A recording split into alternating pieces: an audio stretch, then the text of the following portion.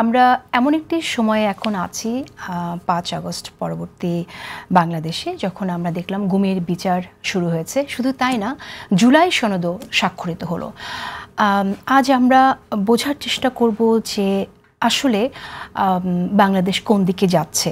বিশেষ করে আয়নাঘরে যারা বন্দী ছিলেন ভুক্তভোগীদের কাছ থেকে, এমনকি গুমের যারা ভুক্তভোগী পরিবার, গুমের পরিবারদের নিয়ে যারা যে পরিবারের সদস্যরা গুম হয়ে গেছে, সেই পরিবারের সদস্যদের পক্ষে লড়াই করেছেন যিনি সঞ্জিদা ইসলাম তুলি, তিনিও আছেন আমাদের মাঝে। আজ আছেন ব্যারিস্টার মীর আহমেদ বিন কাশেম আরমান, যিনি ৮ বছর আয়নাঘরে বন্দী ছিলেন। আছেন হুম্মাম কাদের চৌধুরী, যিনি ৭ মাস আয়নাঘরে বন্দী ছিলেন, নির্মম নিপীড়নের শিকার মুখোমুখি হয়েছিলেন। আমরা তাদের মুখ থেকে শুনবো যে কেমন আছেন তারা, বাংলাদেশের বর্তমান সময়কে তারা কিভাবে দেখছেন। অশেষ ধন্যবাদ আরমান, হুম্মাম কাদের এবং সঞ্জিদা তুলি তিনজনকেই সময় দেওয়ার জন্য। আমি কাকে দিয়ে শুরু করব? আরমানকে দিয়ে শুরু করি। কেমন আছেন? আলহামদুলিল্লাহ বলতে হবে আমাকে, কিন্তু আমি একটি কথা কোনো রকম রাগ ঢাক ছাড়া বলি। আমাকে যখন জিজ্ঞেস করে আপনি কেমন আছেন, আমি সবার আগে বলি আমি আতঙ্কিত। ফ্যাসিস্ট একা ফ্যাসিস্ট ছিল না, ফ্যাসিস্ট একটি ব্যক্তি বা একটি দল নয়, একটি পুরো রাষ্ট্রযন্ত্রকে ব্যবহার করে ফ্যাসিজম গড়ে উঠেছিল। ৫ তারিখের ছাত্র জনতা বিপ্লবের পর শুধু কিছু রাজনৈতিক ব্যক্তিত্ব দেশ ত্যাগ করেছে, কিন্তু যারা ফ্যাসিস্টকে ফ্যাসিস্ট হতে সহযোগিতা করেছিল তাদের একটি বিরাট অংশ এখনো স্বপদে বহাল। যাদের সক্রিয় সহযোগিতায় আমাদেরকে গুম করা হয়েছিল, বছরের পর বছর জীবন্ত কবর দিয়ে রাখা হয়েছিল, তারা এখনো স্বপদে বহাল। সেজন্য আমি যদি আমাকে জিজ্ঞেস করেন আমি কেমন আছি, আমি বলবো আমি আতঙ্কিত আছি। কারণ আল্লাহ যখন নিজ হাতে আমাকে আবার জীবিত অবস্থায় বের করলেন, শত শত পরিবারের এইসব ভয় নেই তাদের প্রিয়জনকে খুঁজে পাওয়ার, আমি চুপ করে থাকতে পারবো না। আমি তাদের পক্ষে কথা বলি যাদের আর দিনে ভালো দেখার সৌভাগ্য হয় নাই। কিন্তু আমি যখন কথা বলছি তখন আমি আতঙ্কিত আমার নিরাপত্তা নিয়ে, আমার পরিবার আতঙ্কিত আমার নিরাপত্তা নিয়ে। যখন কোনো অপ্রত্যাশিত সময় একটি কলিং বেল বাজে, আমার স্ত্রী বলে যে তুমি অ্যান্সার করো না, আমি দেখছি। আমাকে একা ছাড়তে তারা ভয় পায়। আমার মেয়েরা তাদের ফ্রেন্ডদের কোনো অনুষ্ঠানে আমাকে নিতে ভয় পায়, অপরিচিত লোক থাকতে পারে সেখানে। সুতরাং আমি এক কথায় যদি বলতে পারি আমি কি অনুভব করছি, আমি আতঙ্ক অনুভব করছি। বিচার যে শুরু হলো, সেই বিচারের আমরা দেখলাম যে ২৫ জনকে আসামি করে গ্রেফতারি পরোয়ানা জারি হলো, ১৫ জনকে নেওয়া হয়েছে সেনায় হেফাজতে। তো আপনার কাছে কি মনে হয় যে যারা আসলে অভিযুক্ত তাদের সবাইকেই কি এখানে নেওয়া হয়েছে, নাকি অনেকে বাদ পড়েছেন, নাকি যারা অভিযুক্ত না এমন কারো নাম আছে? What is your observation? দেখুন, এখন শুধুমাত্র এই যে গ্রেফতারি পরোয়ানা ইস্যু হলো, বিচার অফিসিয়ালি শুরু হলো, কিন্তু এদের বিরুদ্ধে তো গ্রেফতারি পরোয়ানা আজকে ইস্যু করা হয়নি। আরও মিনিমাম ৬ মাস আগে তাদের বিরুদ্ধে গ্রেফতারি পরোয়ানা ইস্যু হয়েছিল, যখন প্রাথমিকভাবে তাদের বিরুদ্ধে অভিযোগের সত্যতা পাওয়া গিয়েছিল। সেই গ্রেফতারি পরোয়ানার কোনো এক্সিকিউশন, কোনো কার্যকরিতা আমরা দেখিনি। শুধু তাই নয়, যাদেরকে সন্দেহভাজন মনে করা হয়েছিল তাদের সবার পাসপোর্ট বাতিল করা হয়েছিল। তারপর তাদেরকে সামন জারি করা হয়েছিল ট্রাইব্যুনাল এবং গুম কমিশনে আসার জন্য। একটি বড় অংশ এটাকে উপেক্ষা করে আসেনি। তার চেয়ে বড় আতঙ্কের বিষয় হচ্ছে এই পাসপোর্ট বাতিল অবস্থায়, তাদের নামে ওয়ারেন্ট ইস্যু করা অবস্থায় ১২ জন শীর্ষ সামরিক কর্মকর্তা দেশ ত্যাগ করেছেন। এর চেয়ে বড় নিরাপত্তার ব্যর্থতা, এর চেয়ে বড় রাষ্ট্রীয় যন্ত্রের ব্যর্থতা কি হতে পারে আমি জানি না। আজ পর্যন্ত কেউ এটা নিয়ে কোনো কথা বলো না, কোনো ইনকোয়ারি কমিশন হলো না, কোনো জবাবদিহিতার আওতায় আসলো না। কেমন করে রাষ্ট্র সক্রিয় থাকা অবস্থায়, ওয়ারেন্ট থাকা অবস্থায়, পাসপোর্ট বাতিল করা অবস্থায় ১২ জন শীর্ষ বা এখন ১৩ জন শীর্ষ সামরিক কর্মকর্তা দেশ ত্যাগ করলেন? এর কোনো উত্তর আমরা পাইনি। ওয়ারেন্ট ইস্যু হয়েছে। আমি একজন আইনের ছাত্র সে বলতে চাই, পেপার পত্রিকায় আমি দেখেছি তাদেরকে হেফাজতে নিয়ে আসা হয়েছে। আইনের দৃষ্টি হেফাজতের শব্দটার মানে কি? তাদেরকে গ্রেফতার করা হয়েছে? যদি তাদের গ্রেফতার করা হয় তাহলে সাংবিধানিক বাধ্যবাধকতা হচ্ছে ২৪ ঘন্টার ভিতরে যেই আদালত তাদেরকে গ্রেফতারি পরোয়ানা ইস্যু করেছেন সেই আদালতের সামনে তাদেরকে হাজির করতে হবে। আজকে কতদিন হয়ে গেল, এখনো কোনো হাজির করা হলো না। যদি গ্রেফতার করা হয় হাজির না করা হয় তাহলে সংবিধানের লঙ্ঘন হচ্ছে, আর যদি গ্রেফতার না করা হয় তাহলে তাদের কি করা হচ্ছে? এখানে একটি স্বচ্ছতার ব্যাপক অভাব রয়েছে। একজন ভিকটিম হিসেবে, একজন সার্ভাইভার হিসেবে, একজন সাক্ষী হিসেবে আমি আতঙ্কের বিষয় দেখছি। পুরো জিনিসটি ধোঁয়াশা, পুরো জিনিসটি ওপেক, অস্বচ্ছ এবং অনেক প্রশ্নের জন্ম দিচ্ছে। সুতরাং তাদেরকে হেফাজত দিয়েছেন আইনের দৃষ্টিতে, কোর্ট আনকোর্ট হেফাজতের মানে কি আইনজীবী হিসেবে আমি এখন ব্যাখ্যা খুঁজে পাই না। প্রধান চিফ প্রসিকিউটর প্রকাশ্যে বলেছেন গ্রেফতার হলে তাদেরকে আদালতে হাজির করতে হবে। জাতিসংঘের মানবাধিকার প্রধান স্টেটমেন্ট করে বলেছে যে তাদেরকে আদালতে হাজির করতে হবে এবং আদালতের প্রক্রিয়া তাদের আনতে হবে। এখনও তাদের আনা হয়নি। 22 তারিখের মধ্যে করতে বলা হচ্ছে গ্রেফতারি পরোয়ানায়। 22 তারিখ পর্যন্ত অপেক্ষা করার কোনো বাধ্যবাধকতা নাই। আমি একজন আইনজীবী হিসেবে যতটুকু বুঝি, যেদিন তাদেরকে ঘোষণা দেওয়া হচ্ছে তাদেরকে হেফাজতে নেওয়া আসা হয়েছে, তার 24 ঘন্টার মধ্যে ট্রাইব্যুনালে হাজির করা তাদের বাধ্যবাধকতা ছিল, সেটা এখনো পূরণ হয়নি। সুতরাং এই হেফাজত শব্দটার আইনি ব্যাখ্যা কি একজন আইনজীবী হিসেবে আমি বুঝতে পারছি না। ওকে, আমি আসবো আবার আপনার কাছে। হুম্মাম কাদের চৌধুরী, আপনার কথা শুনে যে আপনি কেমন আছেন, কিভাবে দেখছেন এই যে বিচার শুরু হয়েছে সেই বিচার প্রক্রিয়াকে আপনি কিভাবে দেখছেন? আসসালামু আলাইকুম। ওয়ালাইকুম সালাম। যুদ্ধের ময়দানে ছিলাম আগে, এখনো যুদ্ধ চলছে। আমরা তো আসলে এই যুদ্ধটা কিন্তু আসলে খালি আওয়ামী লীগের বিরুদ্ধে ছিল না, প্রিভিয়াস রিজিমের বিরুদ্ধেও ছিল না। এই যুদ্ধটা ছিল একটা সিস্টেমের বিরুদ্ধে, যেই সিস্টেমটা ইনেবল করছিল মানুষজনকে, প্রিভিয়াস রিজিমকে, আওয়ামী লীগ সরকারকে, যে একটা মানুষকে আপনি যদি গুম করে ফেলেন কেউ আপনাকে কোনো ধরনের প্রশ্ন করবে না, কেউ কিছু জিজ্ঞেস করবে না, কেউ হয়তো আপনাকে অ্যাকচুয়ালি সবাই সাহায্য করবে। এই ধরনের অপরাধকে ধামাচাপা দেওয়ার জন্য, সাহায্য করার জন্য একটা সিস্টেম ক্রিয়েট করা হয়েছিল। আমি আরমানের সাথে পুরোপুরি একমত যে আপনি যদি লিগ্যাল অ্যাসপেক্টে দেখেন, এই যে ব্যক্তিগুলোকে বর্তমানে আর্মি হেফাজতে রাখা হয়েছে, লিগ্যাল টার্মিনোলজির মধ্যে কিন্তু তাদেরকেও গুম করা হয়েছে। বিকজ আপনার যতক্ষণ পর্যন্ত তাদেরকে আপনি আটক করে কোর্টে হাজির করবেন না, কোনো কিন্তু লিগ্যাল স্পেসের মধ্যে তাকে আনা হচ্ছে না। আমি এখনও পর্যন্ত বুঝতে পারছি না যে এক্স্যাক্টলি কোন ফ্রেমওয়ার্কের মধ্যে তাদেরকে আটক করা হলো, অথবা তাদেরকে নিয়ে কী করা হবে। এই যে 10-12 দিন তারা সেফ হোমে মধ্যে তারা থাকবেন, এটা আসলে কি ডিটেনশন নাকি ডিসঅ্যাপিয়ারেন্স না কীভাবে করে এটাকে আপনি ডিসক্রাইব করবেন আমি ঠিক জানি না। তবে যেটা বলছিলাম যে আমাদের লড়াই তো এখনও জারি থাকবে। আমরা যেটা চেয়েছিলাম যে এই সিস্টেমটাকে আমরা যেন পরিবর্তন করতে পারি, লড়াই করছিলাম, এখন করতে থাকবো। জানি না কতটুকু সফলতা পাবো আমরা, কারণ যেভাবে করে আমাদেরকে বাধা দেওয়া হচ্ছে, বুঝতে পারছি যে পিছনে এখনও কয়েকজন আছে যাদের আশা এখনও হচ্ছে গিয়ে যে এই সিস্টেমটা যেন বহাল থাকে। আসলে আমরা যারা যেখানে ভুক্তভোগী যারা আছি, আমাদের চাহিদাটাই ছিল যে নতুন বাংলাদেশের মধ্যে আমরা নতুন সিস্টেম গড়ে তুলব, নতুন বাংলাদেশের মধ্যে আমরা এমন একটা দিন দেখতে পাবো যেখানে আইনের প্রতি শ্রদ্ধা রেখে মানুষজন আগাবে। বর্তমানে যা দেখতে পাচ্ছি, আইনকে তারা ব্যবহার করছে খালি নিজেদের ফায়দা লুটার জন্য। এই জিনিসটা দেখে আমরা একটু ডিসঅ্যাপয়েন্টেড হই। তবে তাও চেষ্টা করে যাচ্ছি যে যতক্ষণ পর্যন্ত একটা নির্বাচিত সরকার আসবে না, সাহায্য করতে থাকবো বর্তমান সরকারকে, তাদেরকে কিছু গাইডেন্স দিতে চেষ্টা করব। অনেক সময় তারা গাইডেন্স নিতে চাচ্ছে, অনেক সময় আমাদেরকে বলা হচ্ছে যে আমাদেরও হাত পা বাঁধা, যদ্দূর পারছি তদ্দূর করছি। আমরাও বুঝি তাদেরও কিছুটা সীমাবদ্ধতা আছে। ফ্রাস্ট্রেটেড বাট হোপফুল, এখনও হোপফুল আমরা। ওকে, আসবো অন্যান্য আরও বিষয়ে, অনেক কিছুই শুনতে চাইবো আমি, কিন্তু সানজিদা ইসলাম তুলি, আমি আপনার কাছে শুনি। আপনার ভাইকে 2013 সালে রাইট নিয়ে গিয়েছিল তেজগাঁয়ের কোনো একটা এরিয়া থেকে নিয়ে গিয়েছিলেন। হ্যাঁ, র্যাব নিয়ে গিয়েছিল। সাজিদুল ইসলাম সুমন আপনার ভাই, বিএনপি নেতা, তাকে নিয়ে গেলেন এবং ওনার সাথে আসলে কি হলো এটা আমরা জানতেই পারলাম না, উনি ফিরেই আসলেন না। এবং আপনার ভাইয়ের মতো আরও অনেকে আছে যারা আসলে ফিরে আসেনি। তো তাদের বিচারের আসলে আপনি কতটুকু আশাবাদী? কেন এখনও আমরা সেরকম অগ্রগতি দেখছি না?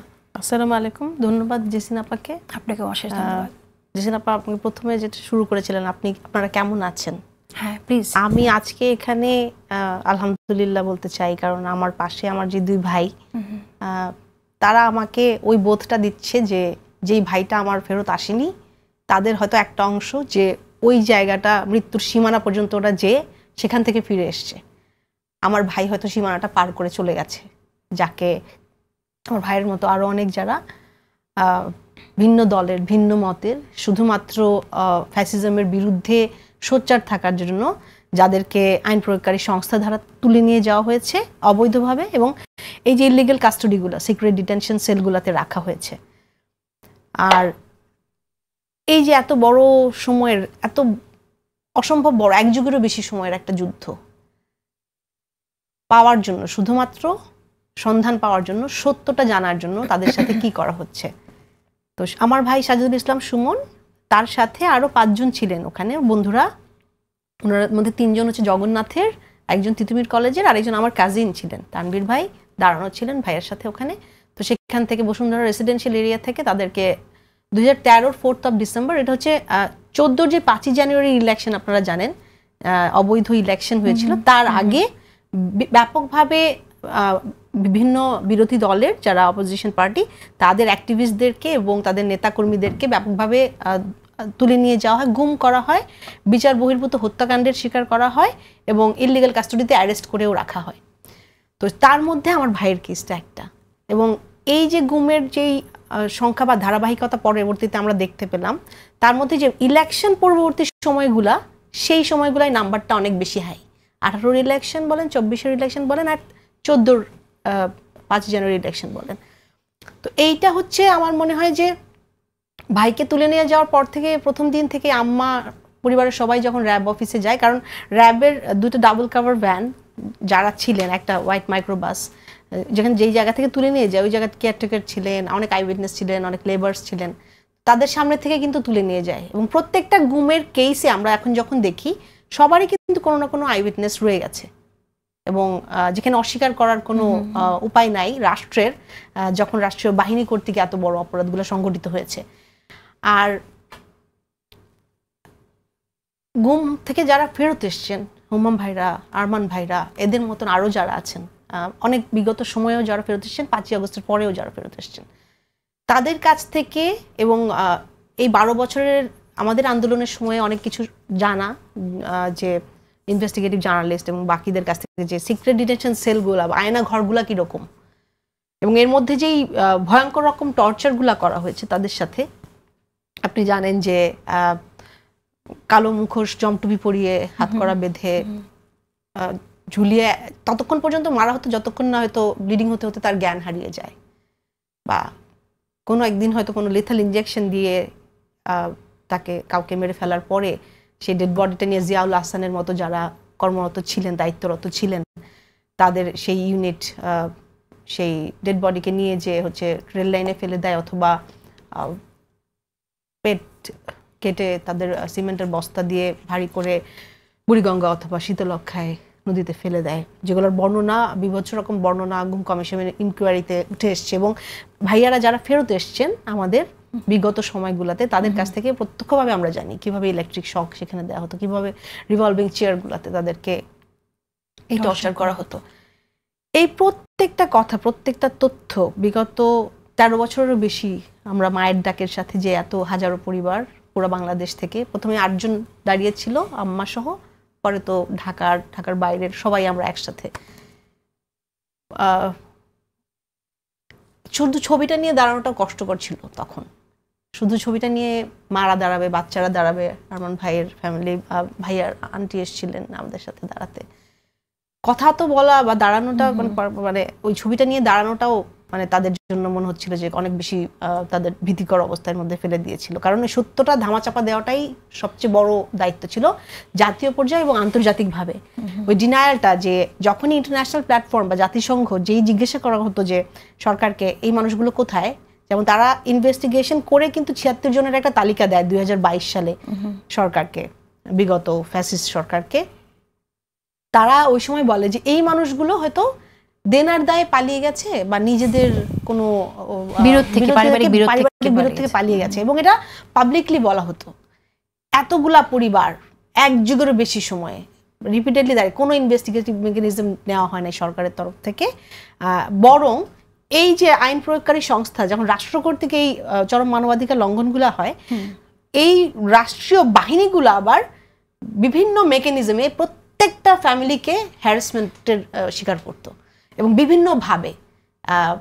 আমাদের মনে হয় না এমন কোনো সপ্তাহ গেছে বা এমন কোনো সময় গেছে যেখানে কোনো ফ্যামিলি থেকে ফোন আসে নাই বা আমরা হইনি হ্যারাসমেন্টের শিকার, যে তাদেরকে বাসায় পুলিশ এসছে, অর এনএসআই ফলো করছে, অর ইন্টেলিজেন্স থেকে ফোন এসছে, আপনাকে থানায় ডাকছে, সাদা কাগজে সই করতে বলছে একটা যে কোনো বানানো স্টেটমেন্টের সঙ্গে, কারণ তাদেরকে দেখাতে হবে তারা পালিয়ে গেছে নিজের বাড়ি থেকে, গিয়ে তাদেরকে নিজেদের লুকিয়ে রেখেছে। তো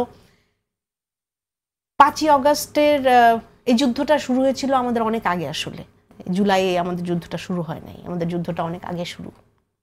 13 বছর পার হয়ে যাওয়ার পরে জুলাইয়ে যখন আমরা শ্রমিক জনতা, ছাত্র, আমাদের ভাইদের সাথে, আমাদের পরিবারের সবার সাথে যখন আমরা রাস্তায় নেমে আসি, তখন ফ্যাসিস্ট হাসিনাকে পালিয়ে যেতে বাধ্য করা হয়। কিন্তু যেই যে অংশ যেটা রয়ে গেছে, বাকি যেই অংশটা রয়ে গেছে এখনো স্ট্রাকচারের মধ্যে, সেই স্ট্রাকচারের অংশটাই এখনো আমার মনে হয় প্রতিবন্ধকতা সৃষ্টি করে যাচ্ছে।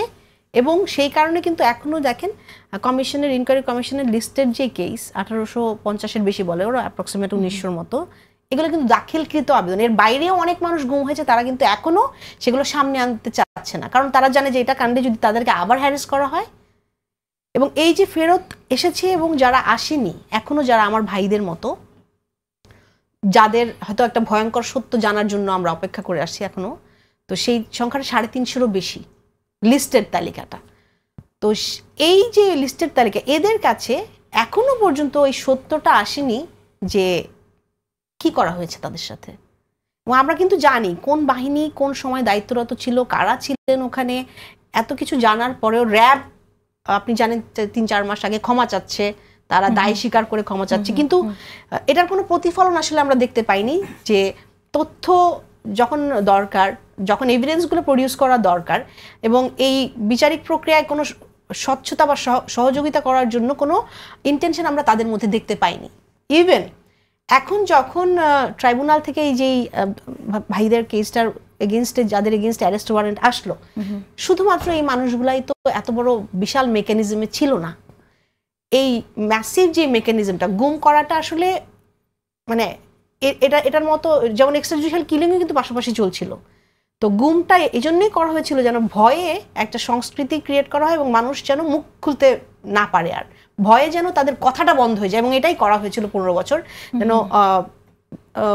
ভোটবিহীন সরকার গঠন করা যায়, ক্ষমতায় বসে থাকা যায়, এবং মানুষকে এই জীবনের হুমকি দিয়ে যে চরম মানবাধিকার লঙ্ঘনের মাধ্যমে এইটা কায়েম করা যায়, যে ফ্যাসিজম কায়েম করা যায়। তো এইটা, এবং এটা তারা সাকসেসফুলি 15 বছর করতে পেরেছে।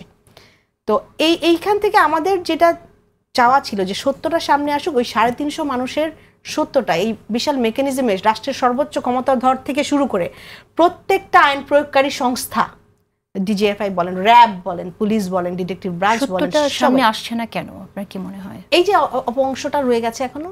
আপনি যদি বলেন যে চিহ্নিত করা মানুষগুলা সবার নাম এখনো পর্যন্ত ট্রাইব্যুনাল বলতে পারেনি, তাদের এগেনস্টে সমন জারি হলেও তারা বর্ডার পার করে চলে যেতে পারছে, এবং এর আইন প্রয়োগকারী সংস্থাগুলো এখনো তো অনেকে ইউনিফর্মে আছে, অনেকে ইউনিফর্মে নেই, হয়তো রিটায়ারমেন্টে গেছে, কিন্তু তারা এই জঘন্য অপরাধগুলো করার জন্য কিন্তু ওই সময় তাদেরকে প্রমোটেড, রিওয়ার্ডেড করা হয়েছিল, এবং এমন জায়গায় বসানো হয়েছে যেখানে তারা আসলে 5ই অগস্টের পরেও দেশের বর্ডার ক্রস করে যেতে মানে সহযোগিতা পায়। এবং আমরা এটা হতে দেখেছি, এখনো আমরা দেখতে পাচ্ছি। বিগত সময় 26 জনের মধ্যে একজন কিন্তু অ্যারেস্ট ওয়ারেন্ট দেওয়ার পরে পালিয়ে গেছে। তো সেই জায়গা থেকে আমরা আসলে জানতে চাই যে এই যে ম্যাসিভ একটা মেকানিজম, যেখানে হচ্ছে যাদেরকে অর্ডার করা হতো, ডিরেকশনটা আসতো ওখান থেকে, তারপরে যেই বাহিনী তুলে নিয়ে যেত, যেই টিমটা, যারা তাদেরকে টর্চার করতো, যারা তাদেরকে নৃশংসভাবে হত্যা করত, এবং তার পরবর্তীতে এটাকে ডিসপোজালে নিয়ে যেত। তো এইটার পুরো ব্যবস্থাটার সাথে আপনার কি মনে হয় না যে অনেক মানুষ জড়িত? নিশ্চয়ই। তো আমরা হচ্ছে প্রত্যেকের যে অন্যায়ের যে মাত্রা সেই অনুযায়ী তার বিচারের আওতায় আসা উচিত, সত্যটা সামনে আসা উচিত। একদম। কিন্তু এখন আমি জানতে চাইছি যে এই পরিবারগুলোর ভেতরে আসলে তাদের পরিবারের সদস্যদের ভেতরে তাদের অনুভূতি কি, মানে তারা কি ভাবছে, তাদের মধ্যে কি সেম যেমনটা আরমান আমাদের বললেন যে আতঙ্কিত, তাদের মধ্যে কি আতঙ্ক কাজ করে এখনো?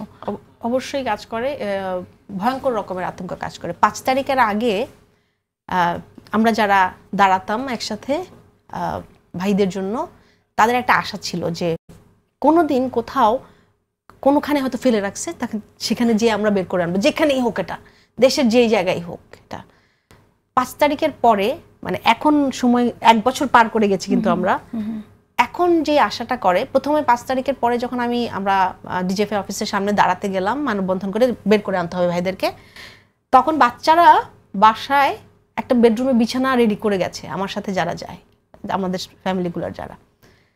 আশা ছিল যে নিয়ে আসবে, এখন তো হাসিনা চলে গেছে, এখন তো ওদের রাখবে কেন। ভাবিরা যারা স্ত্রীরা, ভাইয়ের স্ত্রীরা 12 বছর 13 বছর পার করে ফেলছে জীবনের, মা এখন তারা 75, 76, 78 এরকম বয়স তাদের।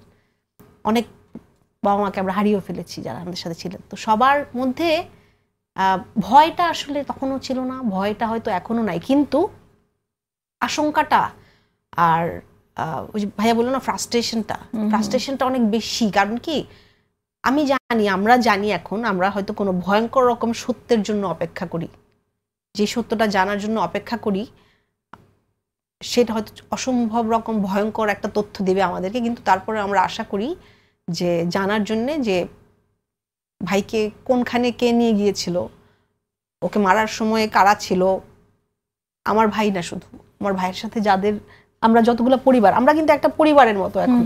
আমি বললাম যে আমার পাশে 2 ভাই বসে আছে, যে আমরা এখন এমন একটা, মানে আমাদের আত্মার বন্ধন হয়ে গেছে যে, এবং এই অসম্ভব রকম ভয়ঙ্কর একটা শক্তির এগেইনস্টে আমরা যখন যুদ্ধটা করেছি, এবং এইটা আমাদেরকে ওখান থেকেই শক্তি দেয়, এবং এই জন্যই আমরা এখনো দাঁড়িয়ে থাকতে পারি এবং আশা করতে পারি যে ওই সত্যটার জন্য, যেই সত্যটা হয়তো আমার মাকে আমি বলতে পারবো না, আমি আমাকে বলতেও পারিনি এখনো।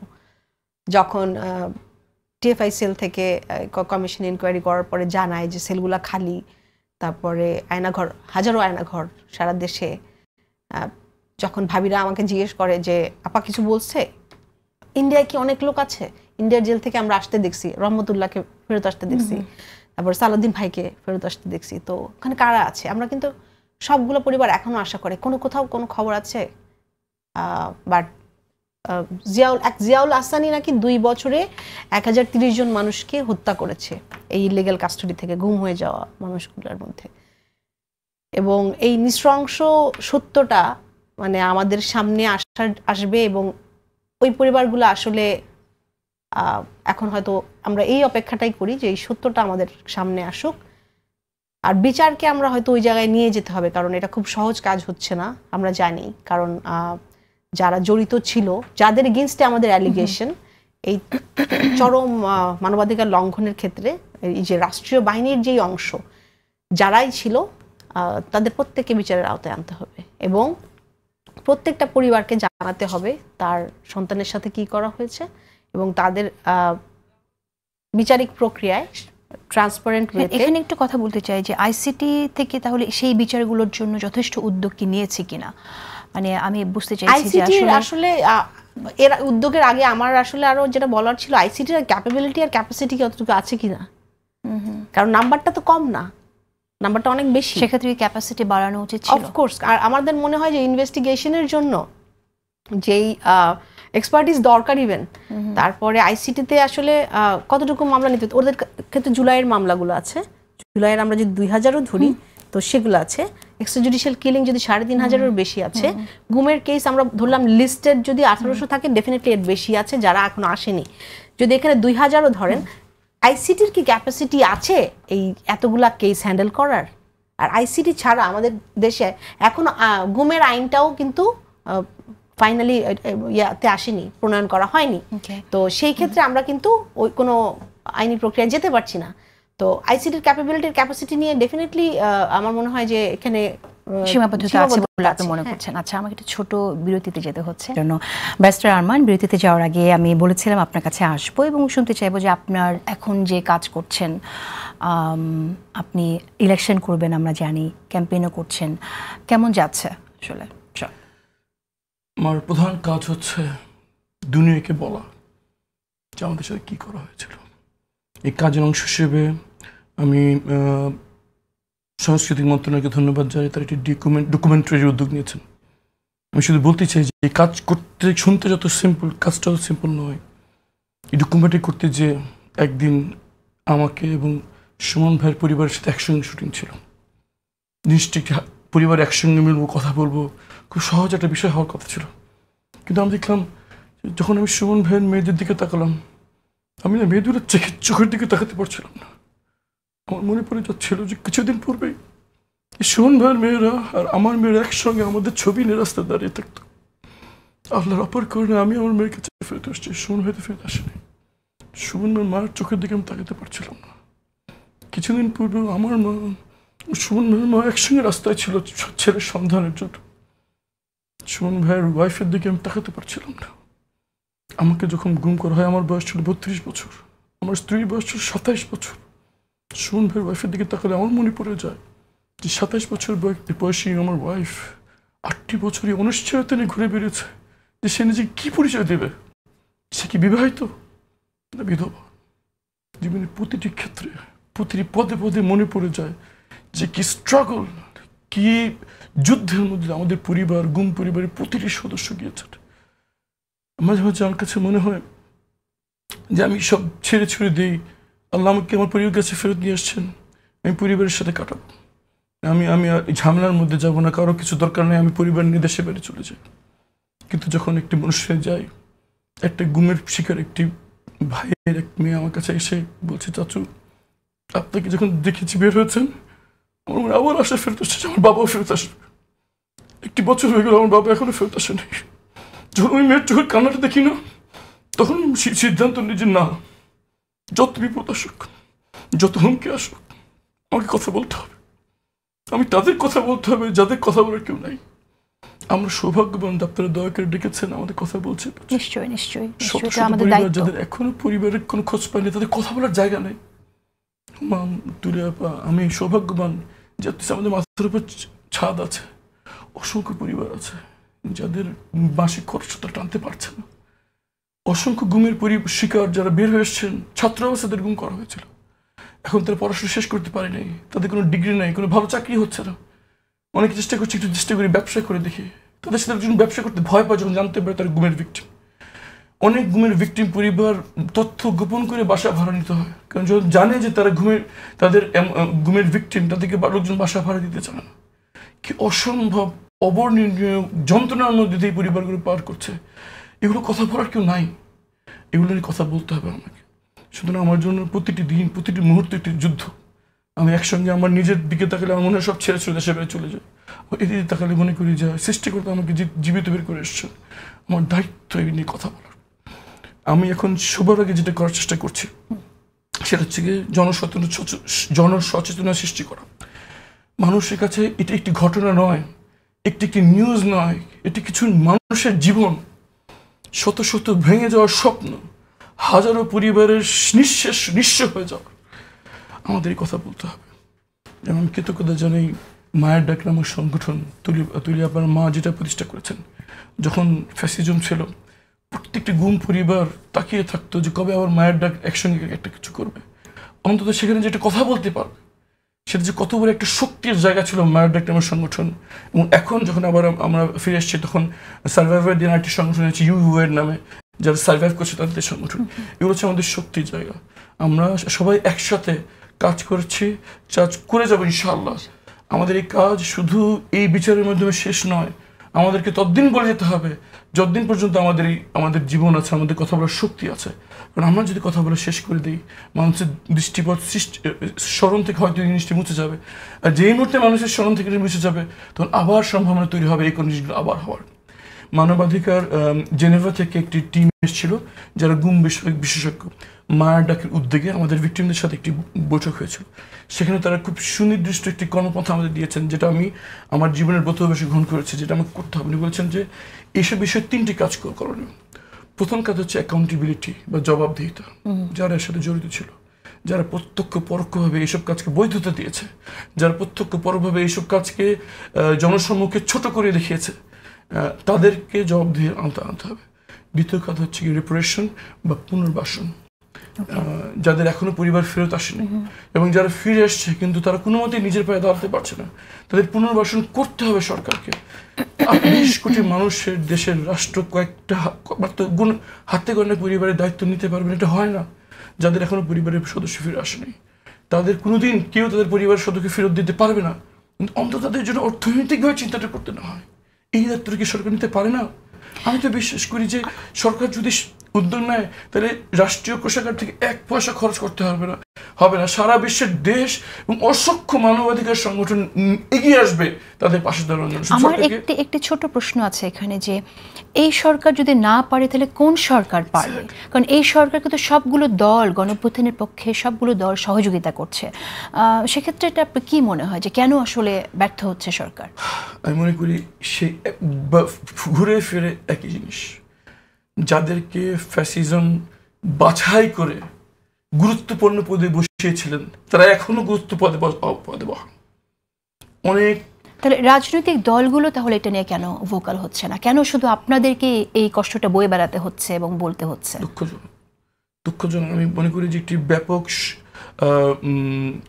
সংশোধনী বা ইংলিশে হচ্ছে পার্জ হওয়া দরকার ছিল, একটি ক্লিনজিং অপারেশন হওয়া দরকার ছিল। কারণ ফ্যাসিজমের সময় কোনো গুরুত্বপূর্ণ পদে বসার নাকি তাদেরকে কয়েক ধাপে বাছাই করা হতো যে কে কতখানি ফ্যাসিজমের প্রতি লয়াল, কে কত ফ্যাসিজমের প্রতি অনুগত, এবং একদম চূড়ান্তভাবে অনুগত ছাড়া কেউ কোনো গুরুত্ব পদে দূরে থাক, ঢাকা পোস্টিং পেত না। সেই জায়গায় গুরুত্বপূর্ণ পদে, আমরা শুধু এখন সামরিক বাহিনীর কথা বলছি, প্রশাসনে যারা গুরুত্বপূর্ণ পদে বসে আছেন, সচিবালয়ে যারা গুরুত্বপূর্ণ পদে বসে আছেন, কূটনীতিক পাড়ায় দেশে বিদেশে গুরুত্বপূর্ণ পদে যারা বসে আছেন, তাদের কথা কেন কেউ বলছে না? এদেরকে বহু ধাপের যাচাই করে পরীক্ষা করে তাদেরকে এই পদে বসানো হয়েছে। আমি দুঃখ লাগে, প্রফেসর ইউনূস সাহেবকে মন থেকে শ্রদ্ধা করি, কিন্তু যখন দুঃখ লাগে বলতে যে কেন এদের ব্যাপারে এখনো কোনো ব্যবস্থা নিলেন না? সামনে ইলেকশন আসছে, যাদের কারণে এই ধরনের কাজ প্রফেসর ইউনূস সাহেবের মতো একজন বড় মানের মানুষের সর্বাত্মক প্রচেষ্টা সহ কাজ এগোচ্ছে না। কেন এগোচ্ছে না? এসব লোকের অসহযোগিতার জন্য এগোচ্ছে না। তাহলে কেমন করে একটি ভালো, আমি আপনাদের দুজনের কাছে, ব্যারিস্টার আরমান এবং হুম্মাম কাদের চৌধুরী, দুজনের কাছে আমি জানতে চাইবো যে আপনারা কি আপনাদের নিজেদের দলের প্রধানদের কাছে এই বিষয়টা কখনো তুলে ধরেছেন যেটা হওয়া উচিত এবং কেন হচ্ছে না, এবং কি ধরনের ইনিশিয়েটিভস আসলে নেওয়া উচিত? আমি একটু সংক্ষেপে আরমানের কাছ থেকে শুনে নিতে চাই। যে আমি আমার সংগঠনের সর্বোচ্চ নীতি নির্ধারণী পর্যায়ে সবার সাথে কথা বলেছি, সবাই একমত, কিন্তু যিনি সরকার প্রধান, যারা সরকারি পদে আসেন, তাদেরকে এই সিদ্ধান্ত নিতে হবে। প্রফেসর ইউনূস সাহেব কিন্তু খুব ভালো একটা মানুষ, মাঝে মাঝে দেশের স্বার্থে একটু কঠোর হতে হয়।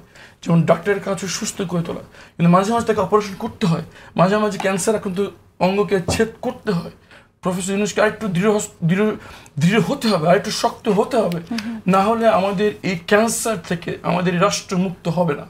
আমি আহ্বান করব প্রফেসর ইউনূস, তার আস্থাভাজন, যাদেরকে আমি জানি যে তারা শতভাগ নিষ্ঠাবান একজন মানুষ, কিন্তু কেন তারা নিষ্ঠাবান হওয়ার পরও তারা সর্বত্র চেষ্টা করার পরও কোনো আমরা রেজাল্ট দেখছি না? উত্তর হচ্ছে এই যে ডিপ স্টেট এখানে কাজ করছে। এমন কিছু লোক আছে যারা নীতি সিদ্ধান্তের পরও সেই নীতি বাস্তবায়ন হয় সরাসরি বাধাগ্রস্ত করছে অথবা বিলম্বিত করছে, যার কারণে কোনো কাজ এগোচ্ছে। আমি আহ্বান জানাবো আপনাদের মাধ্যমে প্রফেসর ইউনূস সাহেব এবং তাদেরকে, সময় অনেক হয়েছে, আর দেরি করবেন না, একটি শুদ্ধি অভিযান পরিচালনা করুন। শুধুমাত্র সশস্ত্র বাহিনী নয়, আইন শৃঙ্খলা বাহিনী নয়, প্রশাসনের রন্ধে রন্ধে ফ্যাসিবাদের সুবিধাভোগী আস্থাভাজন লোকদেরকে বাছাই করে একটি ব্যাপক রদবদল করুন, তা না হলে এই কোনো কাজই সফল হবে না। ধন্যবাদ ব্যারিস্টার আরমান।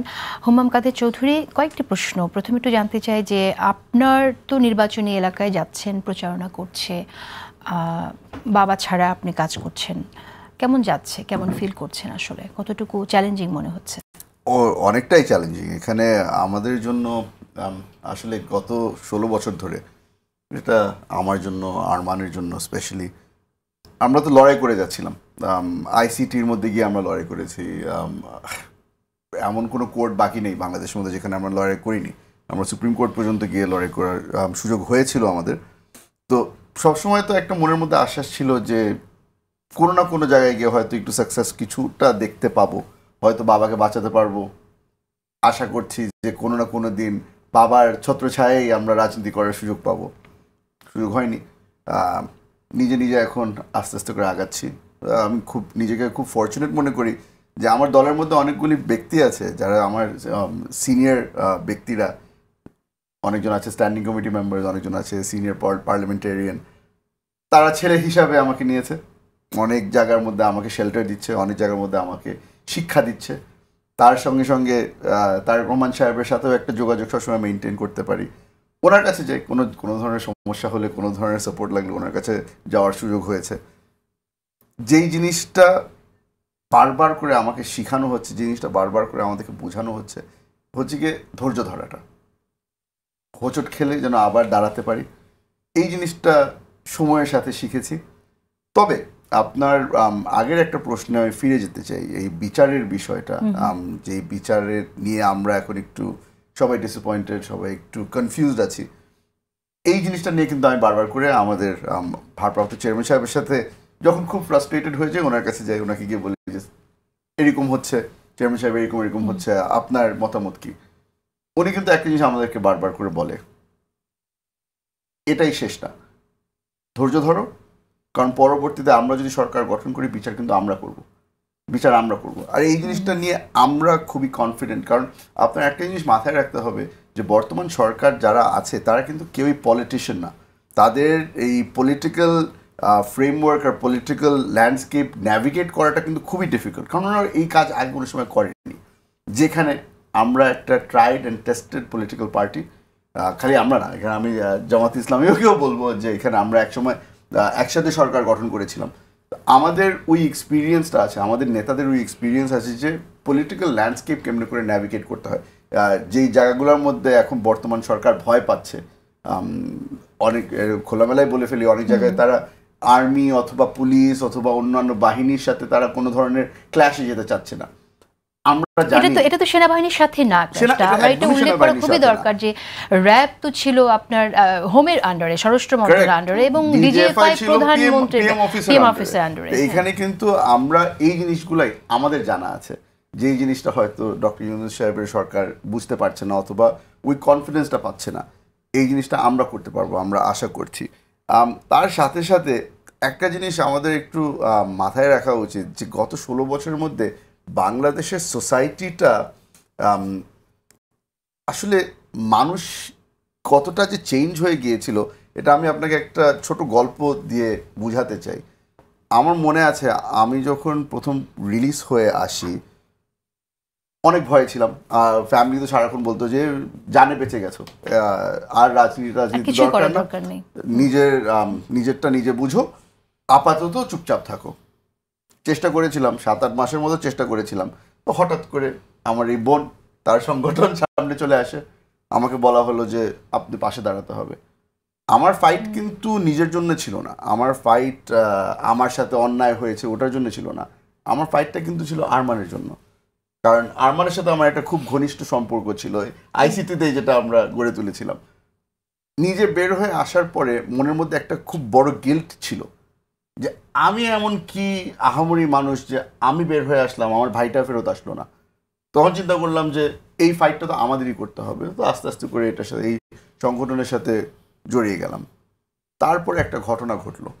ঘটনাটা ছিল তাসলিম ভাই একটা ব্রেকিং নিউজ করলো যে আয়না ঘর বলে একটা জিনিস আছে নেটওয়ার্ক নিউজে। এই আয়না ঘরের নিউজটা যখন হলো, আমার এখনো মনে আছে, আমার খুব ঘনিষ্ঠ একজন বন্ধুর সাথে আমি ভাত খাচ্ছিলাম, আর সেই ভিডিওটা দেখেনি, সে আবার আওয়ামী লীগ ঘরানার। সে বসে বসে আমি দেখালাম তাকে ভিডিওটা, সে অনেকক্ষণ ধরে দেখে সে আমাকে খালি একটা কথা বললো, হ্যাঁ এরকম তো আমেরিকাতেও হয়, এটা তো দুনিয়ার সব জায়গাতেই এরকম হয়। তখন আমি বুঝতে পারলাম যে তাদের মেন্টালিটিটা কতখানি মানে বদলে গেছে। এখানে যে এত বড় একটা অন্যায় হলো সেটা তার চোখে পড়লো না, সে খালি ইমিডিয়েটলি ডিফেন্স মোডে চলে গেল। তখন বুঝলাম যে আসলে আমরা মানে ইস্পার উস্পার হয়ে গেছে অনেকটাই। এটার সাথে সাথে আপনার হয়তো মনে আছে যে আমাদের তখনের ল মিনিস্টার জিনিভাতে গিয়ে খুব সুন্দর একটা বয়ান দিয়ে আসলো যে আমরা কেউই আসলে ইনফোর্স ডিসঅ্যাপিয়ারেন্সের ভিকটিম না, আমরা সবাই নিজেদের পার্সোনাল কারণে আমরা লুকিয়েছিলাম আর আমরা ফিরতে চলে এসেছি। আসলে আমি ওনাদেরকে ধন্যবাদ জানাতে চাই, কারণ এইসব জঘন্য ঘটনার পরে আমাদের ভিতরে কিন্তু একটা আগুন জ্বলা শুরু করলো যে না, এখন আর ছাড়বো না। আমরা যতটাই ভয়ের মধ্যে ছিলাম না কেন, ওই ভয় কেটে গিয়েছিল। তখন চিন্তা করলাম যে এখন ফাইট করতে হবে, আরো ফাইট করতে হবে, আরো জোরে জোরে চিল্লানো শুরু করলাম। এই ছোট ছোট বাচ্চাদেরকে নিয়ে আমরা মাঠে চলে আসলাম। আমার এখনো মনে আছে তুলি আপার সাথে আমরা জাদুঘরের সামনে একটা প্রোগ্রামে দাঁড়িয়েছিলাম 2023-এ। পুলিশ এসে আমাদেরকে বললো যে এখানে দাঁড়াতে পারবেন না। বিশ্বাস করেন ওই দিন বললেন যে আজকে পিছে হাঁটবো না, আজকে এখানেই দাঁড়াবো, যা হওয়ার হবে। ওভাবে করেই কিন্তু এই আওয়ামী লীগের ওভার কনফিডেন্স আমাদেরকে কনফিডেন্স দিয়েছে যে আমরা আর ছাড় দিব না। এই আস্তে মানে বলেও এখন আমার বিশ্বাস হয় না যে আমরা এখন 2025-এ বসে আছি।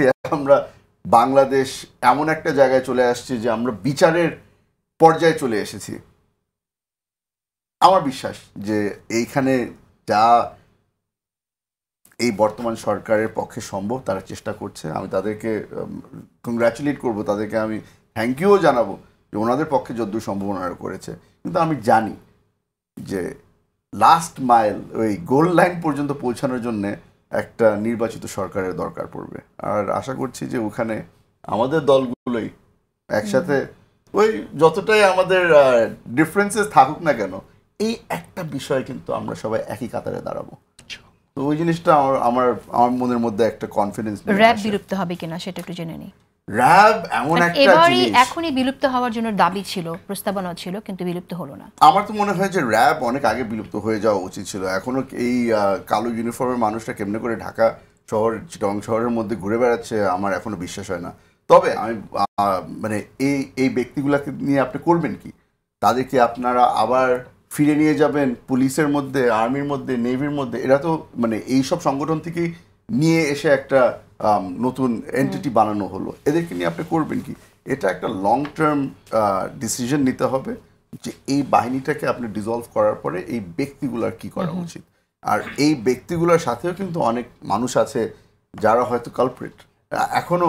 আপনি আমি জানি না আপনারা এখানে যারা যারা আছে তাদের সন্তানরা একই রকম ভাবে নাকি না, কিন্তু আমার এখনো মনে আছে আমার ভাইয়ের বাচ্চারা যখন অনেক ছোট ছিল একটা জিনিস জিজ্ঞেস করেছিল, আমাকে জিজ্ঞেস করেছিল, চাচা পুলিশ কি গুড গায় নাকি ব্যাড গায়?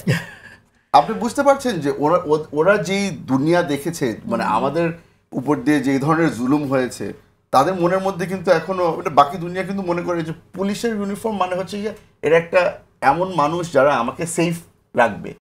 বাংলাদেশে কিন্তু ওটা না। বাংলাদেশের মধ্যে পুলিশ দেখে সবাই ভয় পেত। এই জিনিসটাও কিন্তু চেঞ্জ করতে হবে, এই মেন্টালিটিটা চেঞ্জ করতে হবে। একটা সংস্কার দরকার, সংস্কার যে দরকার। কথাটা আসলে ব্যারিস্টার আরমানও বললেন। আমরা আসছি একটা ছোট বিরতির পর। একটু অন্য প্রসঙ্গে যাই। জুলাই সনদ স্বাক্ষর হলো। আমি শুনি আপনাদের কাছ থেকে আপনারা কে কিভাবে দেখছেন। এখানে কয়েকটি দল, বাম দল, জাসদ বাসদ সহ আরও কয়েকটি দল, তারা স্বাক্ষর করেনি। এনসিপি স্বাক্ষর করেনি কারণ যেহেতু আইনি ভিত্তি এখন স্পষ্ট করা হয়নি, সেজন্য আমি ব্যারিস্টার আরমানের কাছ থেকে আগে শুনি। আইনের মানুষ, রাইট? একটু ছোট্ট একটা বিষয় আমি একটু বলে আমি জুলাই সংসদ বিষয়ে আসছি।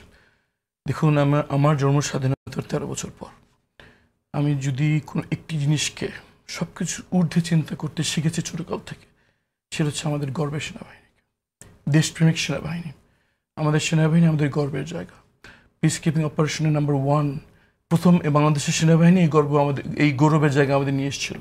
যখনই কোনো ক্রাইসিসের সেনাবাহিনীকে ইনভলভ হতে দেখতাম আমি ছোটকাল থেকে, একটা আস্থার জায়গা তৈরি হতো যে এখন একটি নিয়মতান্ত্রিক এবং সুচারুভাবে এই কাজটি সম্পাদন হবে।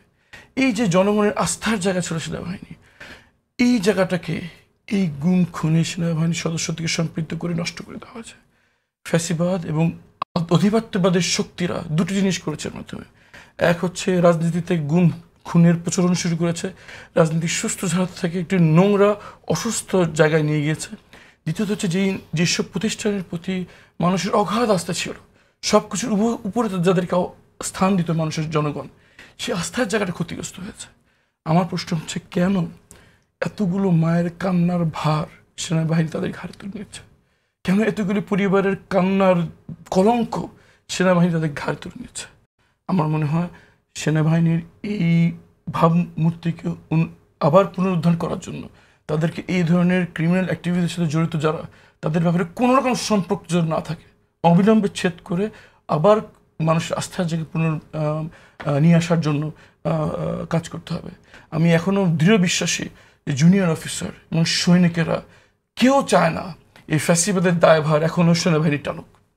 আমি একদম কোনো রকম হেজিটেশন ছাড়া বলছি, সেনাবাহিনীর জুনিয়র অফিসাররা এবং সৈনিক পার্টিরা এই ধরনের কোনো কিছুর সাথে সম্পর্কিত দায়ভার নিতে চায় না।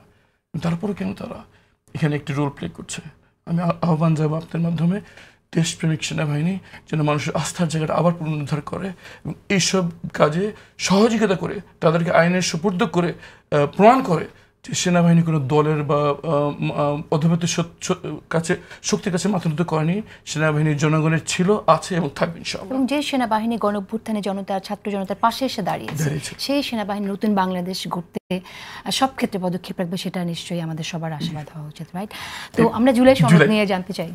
প্রথমত হচ্ছে গিয়ে আমি আবার বলি যে জুলাই যত কেউ স্বাক্ষর করেনি এবং জুলাই অনুষ্ঠানের দিন একটি অনাকাঙ্ক্ষিত ঘটনা ঘটেছে, তারপরও জুলাই সনদ একটি ঐতিহাসিক ঘটনা।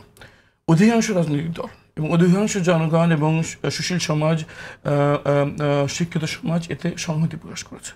কিন্তু এটার বাস্তবায়ন এখন একটি উজ্জ্বল জায়গা, যেখানে সুনির্দিষ্ট রোড ম্যাপ আমরা দেখছি না। সুনির্দিষ্ট রোড ম্যাপ থাকতে হবে। আমার দল বাংলাদেশ জামায়াত ইসলামী ইলেকশনের আগেই এর আইনি ভিত্তি দেওয়ার পক্ষে, যাতে ইলেকশনটা একটি এই জুলাই সনদের ভিত্তিতে হয়।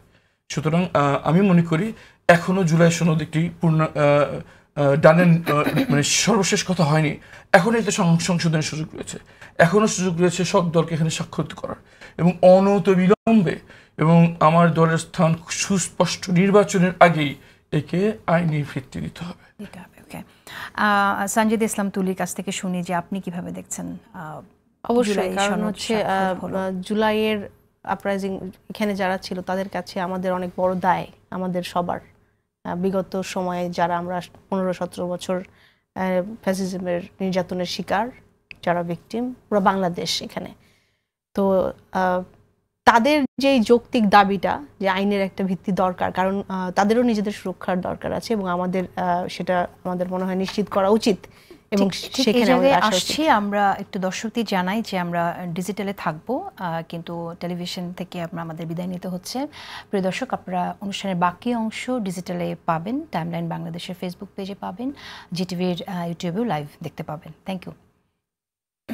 হ্যাঁ, তো অবশ্যই যে আইনি ভিত্তিটা দরকার তাদের, আমার মনে হয় সংশ্লিষ্টতা দরকার। তাদেরকে ছাড়া এটা আসলে পুরোপুরি সমাপ্তিটা পায় না। তো আমার মনে হয় সকলকেই যুক্ত করা উচিত, সকলকেই এমনভাবে একসাথে করে নেওয়া উচিত, না হলে এই আসলে জুলাই সনদের কোনো সার্থকতাটা আমরা পুরোপুরি পাবো না। ওকে, হুমাম কাদের চৌধুরী, আইনি ভিত্তির যে দাবি আসছে স্পষ্ট করতে হবে। সো আমি খুব শ্রদ্ধার সাথে আমি একটু ডিভিয়েট করব মতামতটা। আমাকে একটা ছোটকালে একটা জিনিস বলা হতো যে দেখো, সব কিছু ভুলে যাও, মানুষের নিয়তটা ঠিক আছে নাকি না ওটা দেখো। আমাদের সকলের নিয়ত কিন্তু ঠিক আছে। আমরা সবাই চাই যে যেই গণঅভ্যুত্থানের পরে আমরা যেই ধরনের সিদ্ধান্ত নিয়েছি রিফর্মের ব্যাপারে, এই জুলাই সনদের ব্যাপারে, আমাদের সকলের নিয়ত কিন্তু ঠিক জায়গায় আছে। আমাদেরকে এখন প্রেশারাইজ করা হচ্ছে যে এখানে আপনার একটা লিগ্যাল বাইন্ডিংসের মধ্যে নিয়ে আসতে হবে।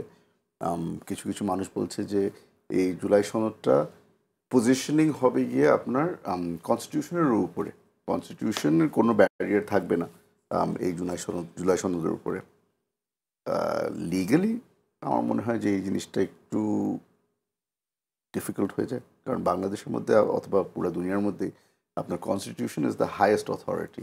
এখন আপনি এমন একটা জিনিস যেটাকে আপনি কনস্টিটিউশনের উপরে নিয়ে যাবেন, এই জিনিসটা আমার মনে হয় যে ইজ নট পসিবল। দ্বিতীয়ত আপনার যত ধরনেরই আপনি লিগ্যাল বাইন্ডিংসের মধ্যে এটাকে আনতে চেষ্টা করেন কিনা, পরবর্তী সরকার এটাকে র্যাটিফাই করবে কি করবে না, পরবর্তী পার্লামেন্ট এটাকে র্যাটিফাই করবে কি করবে না, এই জিনিসটাও রয়ে যায়। তো আপনার কিন্তু পরে সব কিছুই কিন্তু ওই নিয়তের জায়গাটাতেই চলে আসছে যে আপনি কি ট্রাস্ট করছেন নাকি না যে সামনে যারা সরকার গঠন করবে তারা এটাকে ইমপ্লিমেন্ট এবং এই জিনিসটাকে ওই রেসপেক্ট দিবে নাকি না।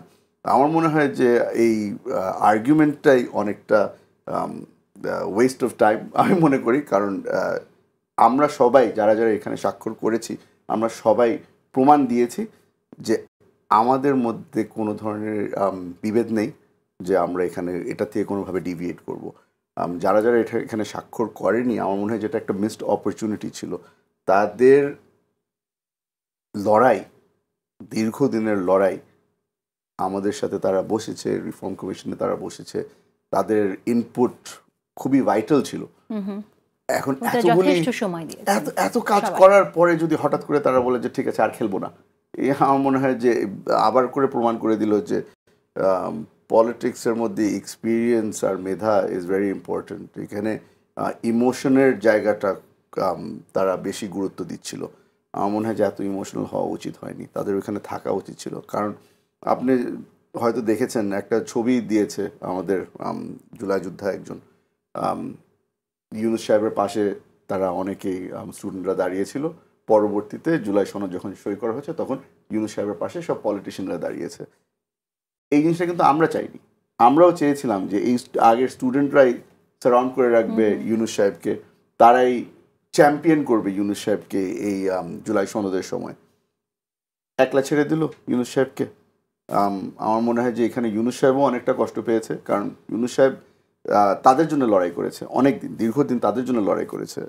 আমার মনে হয় যে এখন এই পুরা জুলাই সনদকে তারা কন্ট্রোভার্সিয়াল করাটাতে দেশকে ছোট করেছে। আমার মনে হয় যে it is extremely heartful and it is extremely shameful যে এই জিনিসটাকে তারা কন্ট্রোভার্সিয়াল করলো। ওকে, একটি বিষয় এসেছে, সেটা হচ্ছে যে সংবিধানের উপরে জুলাই সনদ থাকবে কিনা। আমার মনে হয় ব্যারিস্টার আরমান কিছু বলবেন এই বিষয়ে। দেখুন, জাতীয় এখন একটি ক্রান্তিকাল অতিক্রম করছে। সংবিধান হচ্ছে গিয়ে manifestation of the will of the people, জনগণের ইচ্ছা আকাঙ্ক্ষার প্রতিফলন হচ্ছে সংবিধান। কিন্তু দেখুন সংবিধানের সাথে কী করা হয়েছে।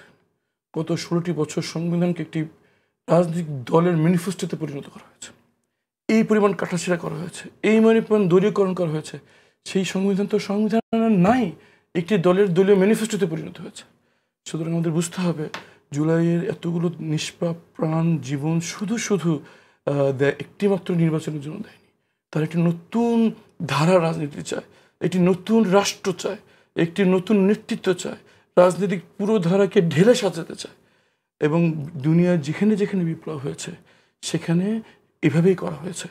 আমরা জনতার ইচ্ছা আকাঙ্ক্ষায় সবার উপরে স্থান পাই। এবং যেখানে এখানে শুধু কিছু ছাত্র জনতা নয়, অধিকাংশ রাজনৈতিক দল চায় যে এটাকে একটি আইনি ভিত্তি দেওয়া হোক, যেন যতটি বাধ্যবাধকতা তৈরি হয়।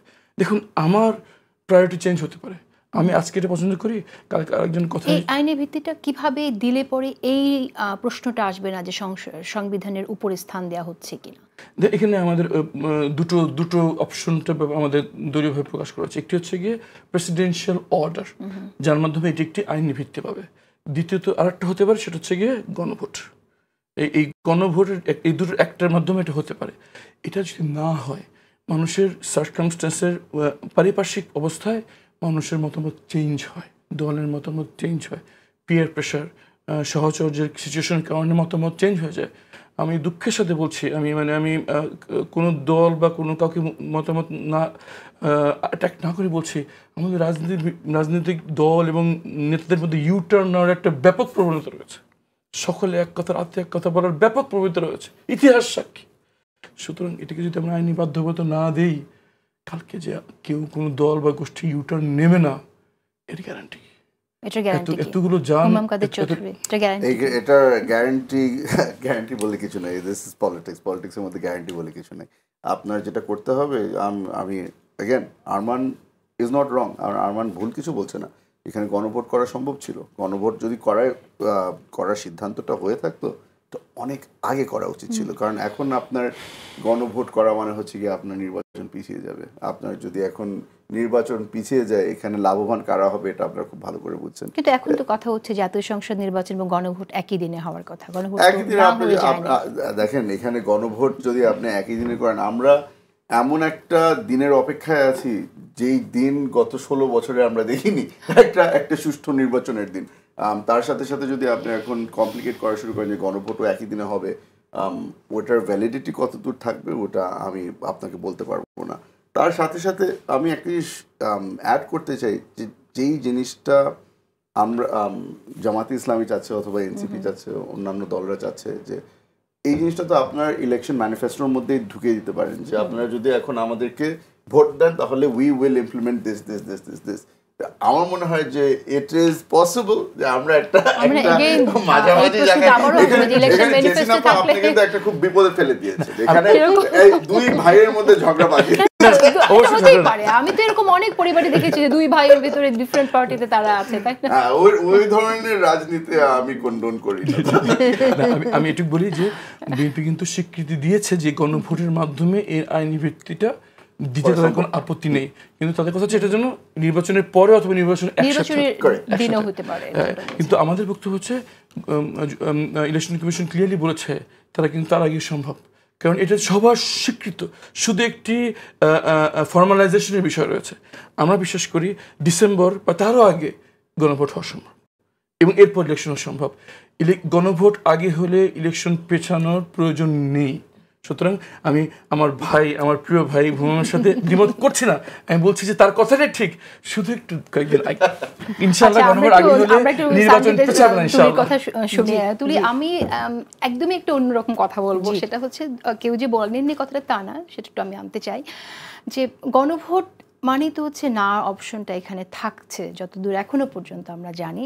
তো জুলাই সনদ স্বাক্ষর করে তারপর আমি গণভোটে যাব যে আমি এটা রাখবো কি না, যদি না ভোট জয়যুক্ত হয় তখন কি হবে? ভোট মানে তো ইউ ডোন্ট নো যে রেজাল্টটা কি আসবে, তখন কি হবে? এই নায়ের অপশনটা রাখা জুলাই অভ্যুত্থানের চেতনার পরিপন্থী কিনা, বা এই গণভোটে যাওয়াটাই জুলাই সনদ নিয়ে গণভোটে যাওয়াটাই আসলে গণঅভ্যুত্থানের চেতনার পরিপন্থী কিনা? আমার মনে হয় হ্যাঁ পরিপন্থী, কারণ না ভোট থাকাটা আসলে কতটুকু যৌক্তিক, সেটা যৌক্তিকতা কতটুকু। কারণ আপনারা দেখতে পাচ্ছেন তো যে দেয়াল জুড়ে বাকশালীদের পক্ষে যত কথা, আর হচ্ছে বাতাস ভরে স্তব্ধ গুমলাসদের আকুলতা, তো সব জায়গায় যখন আমরা এটা দেখতে পাচ্ছি সেখানে না ভোটের অপশনটা আসলে অন্য কোনো কিছুকে কি প্রশ্রয় দেওয়ার জায়গা করে দেয় কিনা।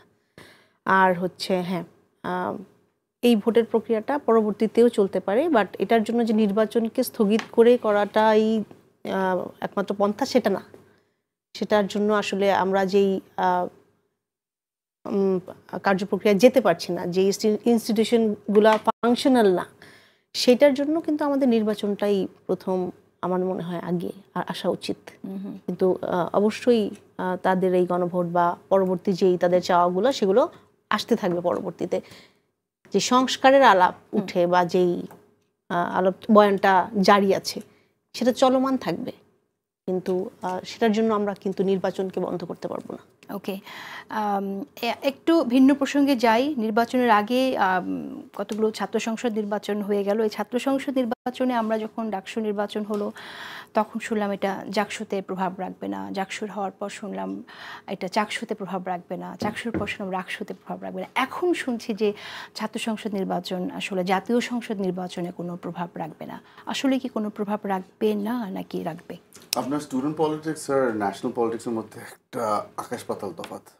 স্টুডেন্ট পলিটিক্সের মধ্যে এখানে আমি যেটা বিশ্বাস করি, আর এই চাকসু ইলেকশনের মধ্যে আমরাও যেহেতু চিটাগংয়ের মানুষ আমরাও খুব কাছে থেকে দেখেছি, অর্গানাইজড পলিটিক্স এই স্টুডেন্ট লেভেলের মধ্যে শিবির অনেক দূর এগিয়েছিল। আর আমার মনে হয় যে তাদের সিস্টেমটাও খুব সুন্দরভাবে তারা গুছিয়েছিল, যে তাদের হায়ারার্কিটা আগে থেকে মেনটেন করা হয়েছিল। ছাত্র দলের যে দুর্বলতা প্রমাণ হলো ওটা হচ্ছে গিয়ে যে এত বড় একটা দল, আর যেখানে সবাই অনেক বছর ধরে ক্ষতিগ্রস্ত ছিল, অনেকজন জেল খেটে এসেছে, অনেকজন হয়তো মামলার শিকার ছিল। তারা এখন যে যেভাবে করে পারে নিজের পজিশনিংটা আগানোর জন্য খুব জোরে সোরে কাজ করছিল। আমার মনে হয় যে এই সিস্টেমটা, এই আমাদের দুর্বলতাটা, কিন্তু আমরা তো শুনলাম ছাত্র শিবিরের একজন নেতা, তিনি এখন তিনি প্রফেসর বাইরে পড়াচ্ছেন না, মির্জা গালিব, তিনি বলেছেন শিবিরকে হারাতে হলে মেধাবী হতে হবে। না, আমার মনে হয় শিবিরকে হারাতে হলে মেধাবী হতে হবে ওটা ঠিক না। এখানে আমি শিবিরের প্রতি শ্রদ্ধা রেখে বলছি যে শিবির একটা, আবার বলছি, এক্সট্রিমলি অর্গানাইজড একটা ফোর্স। যেই জিনিসটা আমরা এক্সপোজ করেছি যে আমাদের উইকনেস হচ্ছে কি যে ছাত্রদল অর্গানাইজ ছিল না। অ্যাটলিস্ট আমি বলবো যে ইউনিভার্সিটির ভিতরে তারা অর্গানাইজ ছিল না। আমরা আসলে সত্যি কথা বলতে এত বছর ধরে ফিল্ড লেভেলের মধ্যে আন্দোলন নিয়ে ব্যস্ত ছিলাম যে আমরা উইদিন ক্যাম্পাস কীভাবে করে রাজনীতি করতে হবে ওটা হয়তো ভুলেই গেছিল।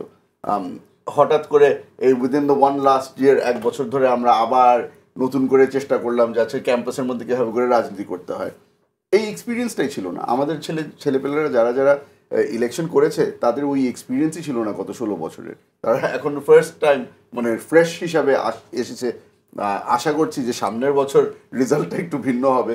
আর যদি ভিন্ন না হয় তাহলে আমার মনে হয় যে বারবার করেই আমাদের প্রতিটা লসের থেকে ওই এক্সপিরিয়েন্স এবং শিক্ষা নিয়ে আগাতে হবে। না, আমি কংগ্রাচুলেট করি শিবিরের ছেলেদেরকে, যারা এত সুন্দরভাবে এত অর্গানাইজভাবে ইলেকশন তারা ক্যাম্পেইন করতে পেরেছে এবং এক্সট্রিমলি গুড রেজাল্ট নিয়ে তারা বের হয়ে আসতে পেরেছে। আমার মনে হয় যে আমাদের তাদের থেকে কিছু শিক্ষা নেওয়া দরকার আছে। আর because politics is about learning. আমাদের এখন প্রতিটা মানুষ, আমি পছন্দ করি আর না করি, আমাদের এদের সকলের থেকে আমাদের শিক্ষা নিতে হবে। ওকে, আমি একটু ব্যারিস্টার আরমানের মন্তব্য শুনি যে ভাইয়ের দল বলে আমার মনে হয় যে আমরা কনস্ট্রাকটিভ ক্রিটিসিজম পাবো, রাইট?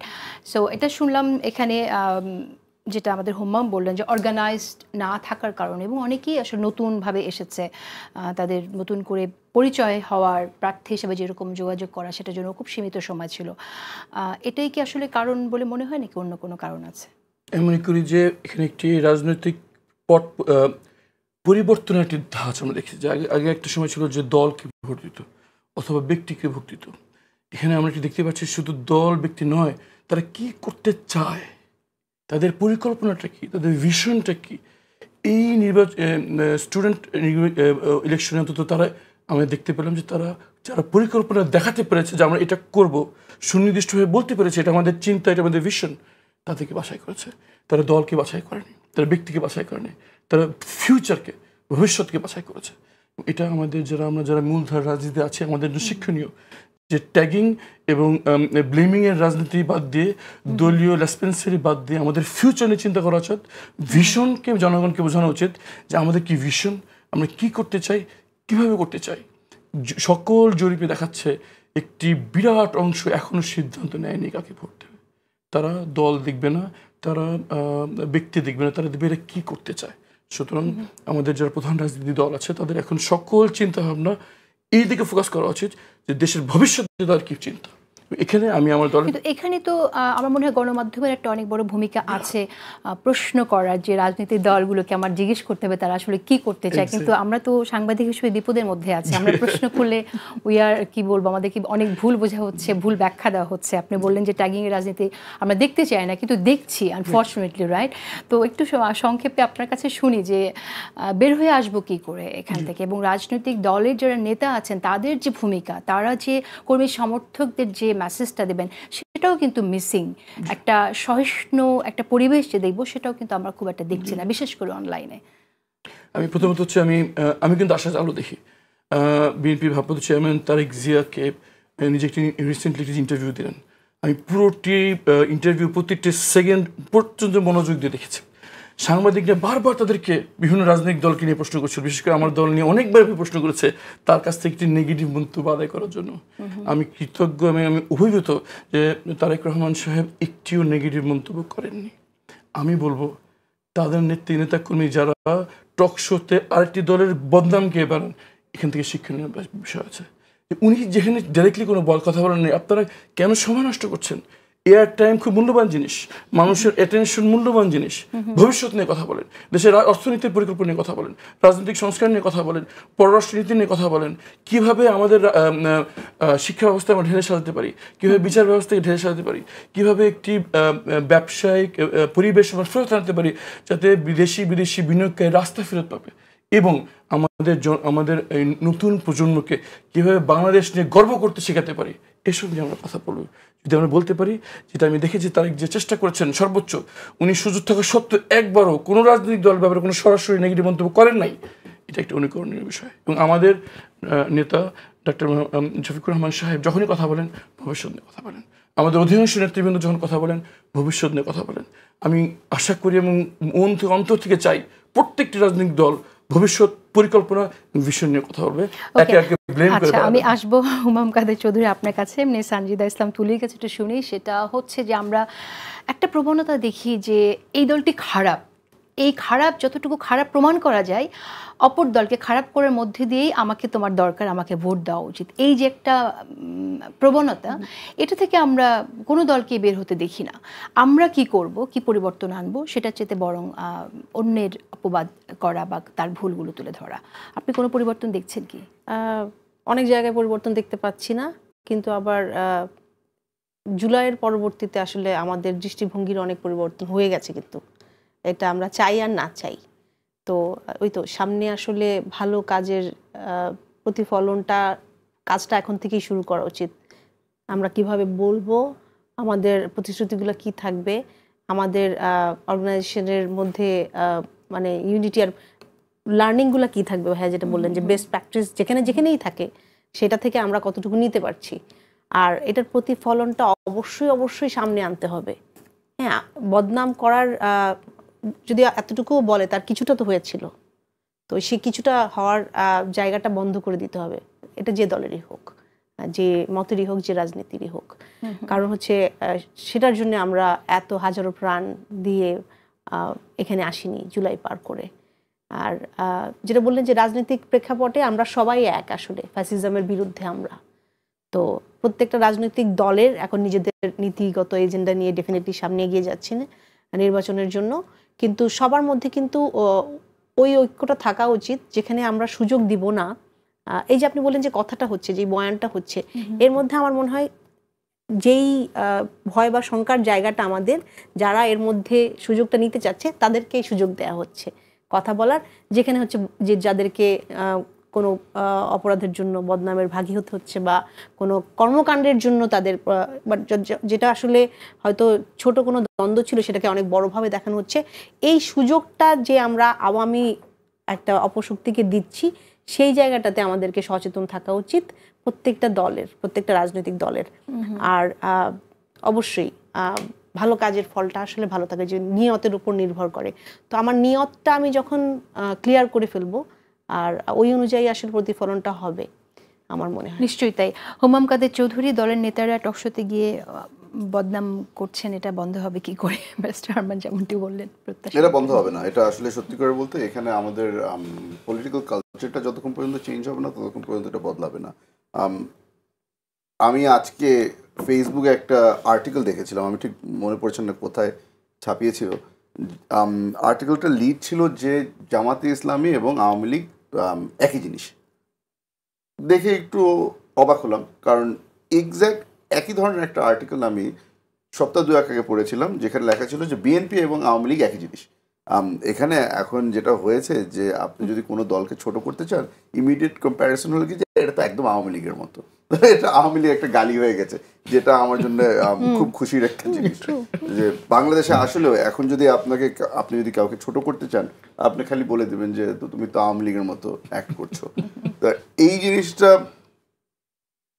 হয়তো হাসি ঠাট্টা করে বলছি, কিন্তু সিরিয়াস নোটে আমি বলতে চাই যে আপনি যদি বর্তমান পলিটিক্যালি যেই দলগুলি এগিয়ে আছে, মোরালে সবগুলোর পলিসি কিন্তু বেশ কাছাকাছি মিলে যায়। আমাকে একটা বিদেশি ডিপ্লোম্যাট জিজ্ঞেস করেছিল যে বর্তমানে যারা যারা এই টেবিলে বসে আছে এখানে পলিসি কতগুলা ডিফারেন্সিয়েট করে। আমি বলছি বেশিরভাগ কিন্তু পলিসি ডিফারেন্সিয়েট করে না। সবাই মোরলেস একটু ডানপন্থী দল হয়ে গেছে। আপনারা আমাদের জোটের বর্তমান বাংলাদেশ জাতীয়তাবাদী দলের জোটের মধ্যে যারা যারা সো কল বামপন্থী দল যারা আছে তারাও কিন্তু আপনি যদি একটু অ্যানালাইজ করে দেখেন আসলে কিন্তু অতখানি বামে না, মোরলেস সেন্টার রাইটে চলে আসছে। কারণ সবাই কিন্তু এক জায়গার মধ্যে একমত, ওটা হচ্ছে গিয়ে কারো দালালি করব না, কারো গোলামি করব না। আপনি যদি এই জিনিসটা বিশ্বাস করে থাকেন then you are a centre right party. এই জিনিসটার মধ্যে আমার ওই জন্য আমি সবাই মনে করছি যে আমরা নির্বাচন নিয়ে খুব টেনশনে আছি যে কে জিতবে, কে হারবে, কে কোথায় ভোট নিবে। সত্যি আপনি যদি বাংলাদেশ ন্যাশনাল ইন্টারেস্টের ব্যাপারে চিন্তা করে দেখেন, যাকেই ভোট দেন না কেন আশা করি ভালো মানুষ এগিয়ে আসবে। আর দুই দলের মধ্যে যেই দলই পাশ করে আসুক না কেন এমপি হিসাবে, আমাদের যে পলিসি ওয়াইজ কাছাকাছি থাকবে আর আমাদের ইন্টেনশন, আমাদের গোল একই জায়গায় থাকবে। তো আমি ওটা নিয়ে বেশি টেনশন করছি না। ওকে, কিন্তু এই টেনশন না করাটা সব নেতাদের মধ্যে থাকলে খুব ভালো হতো।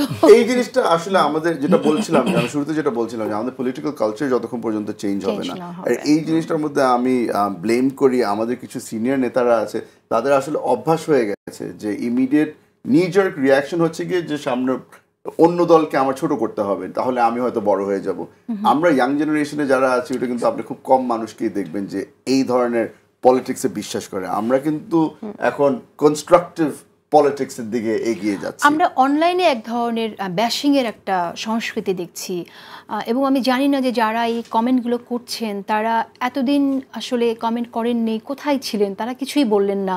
এবং আমরা মানে তাদের মানসিকতা বুঝতে পারছি না যে আপনার একটি কথাকে টুইস্ট করে তাকে গালি দেওয়া, একটা বয়ান তৈরি করা একটা মানুষ সম্পর্কে, এটা কি ধরনের সংস্কৃতির মধ্যে পড়লাম? নতুন বাংলাদেশে তো আমরা এটা প্রত্যাশা করিনি। তো সেই জায়গা থেকে আমি বলবো যে আসলে কি করণীয়, যদি ছোট করে একটু বলেন, আমরা শেষ করে দেবো, বেশি সময় নেই।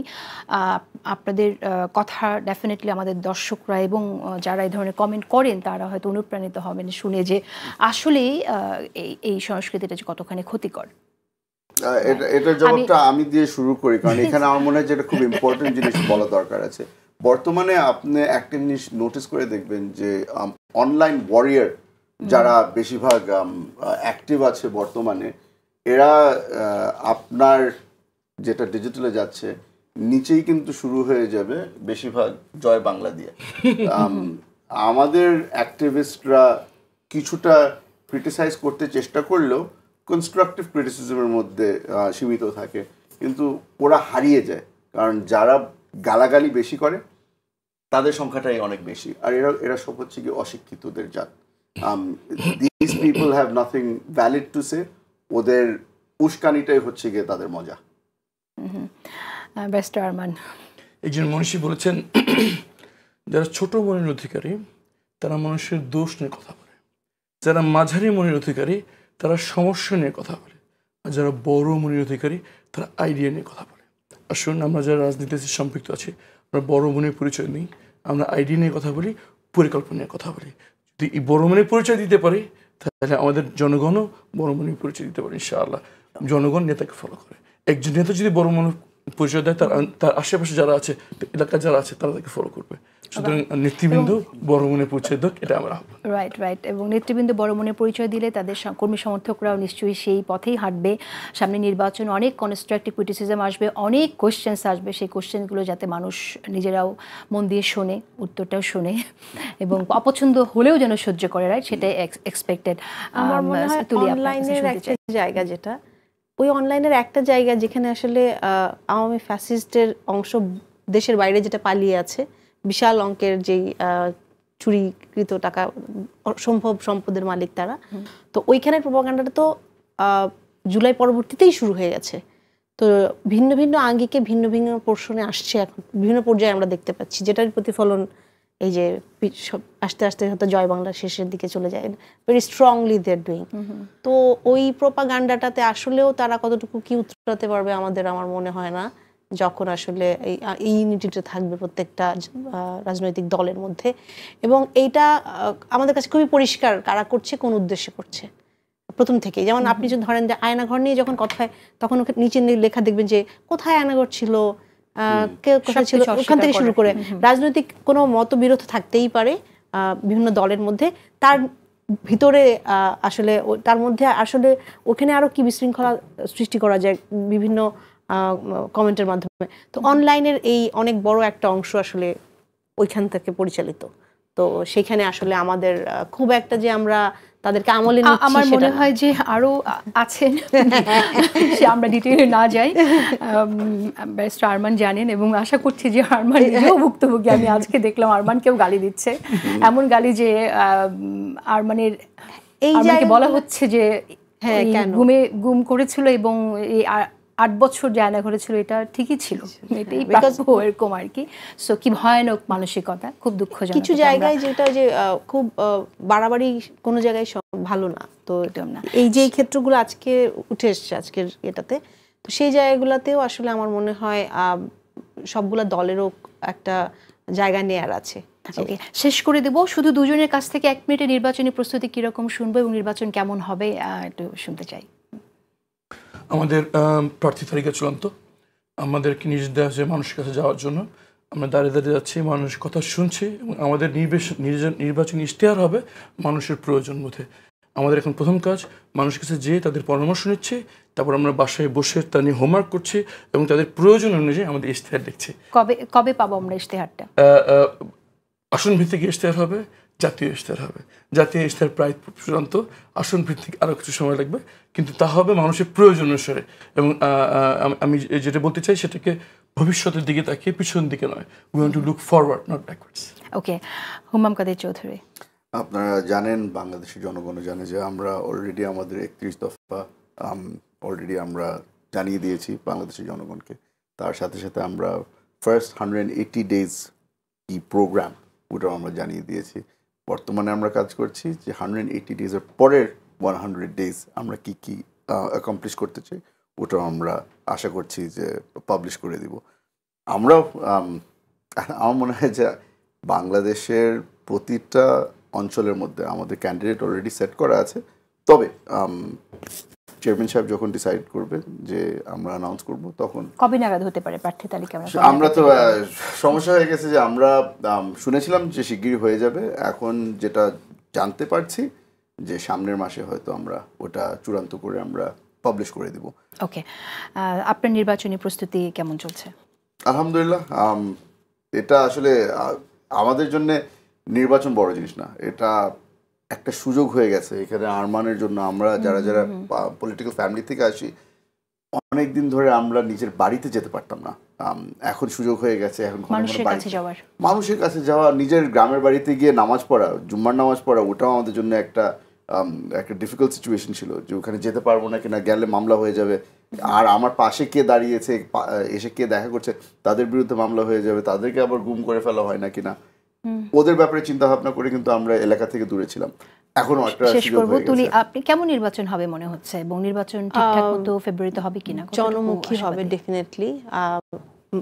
পাবলিক কি চায় সেটাই হবে আসলে, কারণ সেখানেই সব প্রশ্নের উত্তরগুলো, আর সেখানেই ওই চাওয়া অনুযায়ী যে দল পারফর্ম করতে পারবে আমার মনে হয় সেখানে তারাই জয়ী হবে। কারণ আমাদের চাওয়াটাও কিন্তু ভিন্ন, গতানুগতিক বিগত সময়ে যে ইলেকশনগুলো ছিল তার থেকে এটা অনেক ভিন্ন আর নতুন আঙ্গিকা হবে। তো আর দৃষ্টিভঙ্গির যেহেতু পরিবর্তন এসছে, আপনি জানেন যে 6 কোটি নতুন ভোটার যারা জীবনে হয়তো প্রথমবার ভোট দিতে যাচ্ছে, তারা কি চায় ওদের চোখে দেখে আসলে বুঝতে হবে যে আমরা কি চাই। হুমা ভাই বললেন যে এই জেনারেশনের যে চিন্তাধারা, কনস্ট্রাকটিভ যে চিন্তাধারা এবং কোনো অন্যায়কে প্রশ্রয় না দেওয়ার যে জায়গাটা তৈরি করা, সেইটা আসলে যত ক্ষমতাধরী হোক না কেন বা যত প্রভাবশালী আধিপত্যবাদের জায়গা থেকে আসুক না কেন, তো সেই দৃষ্টিভঙ্গি থেকে আসলে আমরা যেই প্রতিফলনটা দেখতে পাবো যে আমরা যদি ওই জায়গায় যেতে পারি, পাবলিকের আসলে কি দরকার, আসলে কোনটা তাদের প্রয়োজন, কোনটা তারা সাফার করে যাচ্ছে এখনো নাগরিক অধিকারের ক্ষেত্রে, তাদের মানবিক অধিকারের ক্ষেত্রে, মানবাধিকারের ক্ষেত্রে, প্রত্যেকটা জায়গায় সেটা যদি নিশ্চিত করতে পারি, আমার মনে হয় ইনশাল্লাহ খুব ভালো জনমুখী একটা। অশেষ ধন্যবাদ।